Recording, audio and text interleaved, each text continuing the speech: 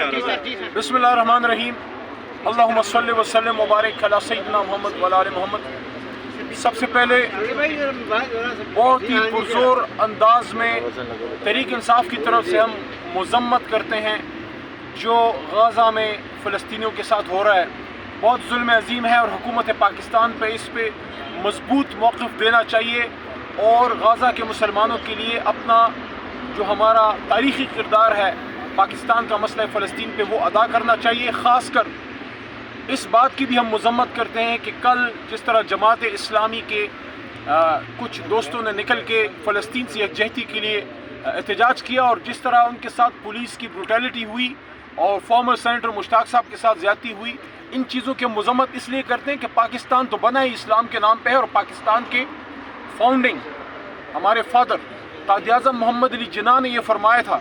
کہ اسرائیل یورپ کی ناجائز اولاد ہے اور مسئلہ فلسطین پہ ہم فلسطینیوں کے ساتھ کھڑے ہیں۔ یہ کیا ہو گیا ہے کہ آج اسلامی جمہوریہ پاکستان میں اسلام آباد میں فلسطین کے لیے بات کرنا جرم بن گیا؟ دوسرا سائفر کیس چل رہا ہے عمران خان پہ، شاہ محمود قریشی پہ، ایک جھوٹ کا پلندہ تیار کیا گیا ہے ایک فاشسٹ حکومت کی طرف سے ان پہ۔ آج عدالت میں بیٹھے میرے دل میں یہ خیال آیا کہ کیا گناہ کیا ہے عمران خان نے؟ یہ گناہ کیا ہے کہ اپنے ملک کی سلامتی پہ کمپرومائز نہیں کیا، یہ گناہ کیا ہے کہ ہمیشہ پاکستان استعمال ہوتا تھا ان طاقتوں کے لیے،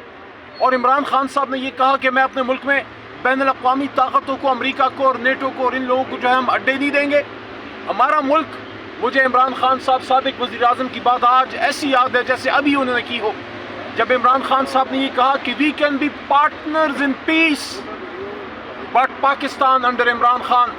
can never be a partner in war. اور ہم نے امن کے لیے جدوجہد کی، اور ایک نہیں 2 اسلامی کانفرنسیں کی۔ تو آج مجھے عدالت میں بیٹھے ہی احساس ہوتا رہا یہ کیا سزا دی جا رہی ہے فاشسٹ حکومت کی طرف سے۔ حکومت کی طرف سے جو کیس بنایا گیا ہے، یہ کیس ہے کہ پاکستان کے ایک وزیر اعظم نے پاکستان کے مفادات کا تحفظ کیوں کیا اور اس سے قوم کو آگاہ کیوں کیا۔ وزیر اعظم پاکستان کا جو حلف ہوتا ہے، آج میں آپ سب کو کہوں گا جتنے دوست یہاں کھڑے ہیں اور جو ناظرین ہمیں دیکھ رہے ہیں، کہ آپ وہ حلف اٹھا کے پڑھیے، آپ اپنے ملک کے وزیر اعظم کا حلف اٹھا کے پڑھیے، اور اس حلف میں لکھا ہے کہ وزیر اعظم پاکستان ڈیسائیڈ کرے گا کہ ملک کے لیے کیا بہتر ہے، 22 کروڑ کا عوام کا نمائندہ ہے۔ اگر وزیر اعظم پاکستان مناسب سمجھتا ہے کابینہ کے مشورے سے کہ سازش سے بین الاقوامی اتنی بڑی مداخلت سے قوم کو آگاہ کرنا ہے، تو اس کو حق ہے کہ وہ قوم کو آگاہ کرے، اور پورا قانونی طریقہ اختیار کیا گیا۔ اس سائفر کو ڈی کلاسیفائی کیا گیا کابینہ سے، اور پھر قوم کو اعتماد میں لیا گیا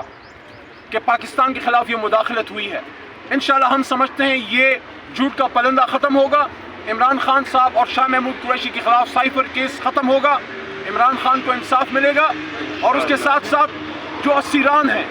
جو 9 مئی کے اسیران ہیں، ان کو بھی انصاف ملے گا۔ خاص کر جو ملٹری ٹرائلز ہیں، تحریک انصاف کا واضح موقف ہے کہ ہم سویلینز کے ملٹری ٹرائل کے حق میں نہیں ہیں۔ یہ پاکستان سویلین ہے، ہمارے ملک کے شہری ہیں، جس سے کوئی اگر غلطی بھی ہوئی ہے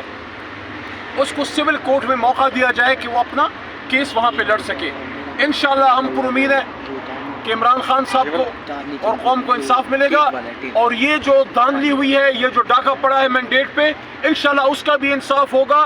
اور اصل جو مینڈیٹ ہے 178 سیٹیں جو پاکستان تحریک انصاف کو ملی تھی، انشاءاللہ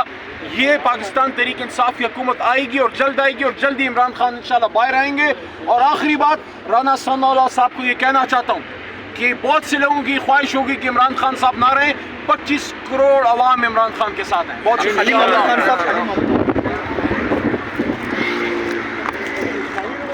آپ دیکھیں گے، بہت شکریہ۔